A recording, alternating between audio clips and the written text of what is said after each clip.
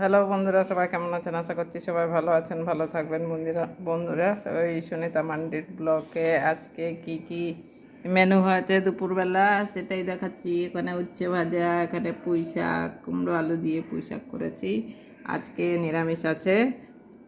আজকে আমিষ খাবো না, ওই জন্য আজকে এইভাবে। আর পেঁপে, ডাল, মুগ ডাল, আমরা মুগ ডালই খাই, মসুর ডাল খাই না খুব একটা। তো পেঁপে টমেটো দিয়ে মুগ ডাল করেছি। আর হচ্ছে ওই যে উচ্ছে ভাজা আর পুঁই শাকের তরকারি। তো বন্ধুরা, কেমন হয়েছে অবশ্যই কমেন্ট করবেন, ভালো লাগলে লাইক করবেন। তো প্রত্যেক দিন মেনুই দেখাচ্ছি, কি করব, কোথাও বেরোতে পারছি না বৃষ্টির জন্য। তো মেনুই দেখাচ্ছি ওই জন্য।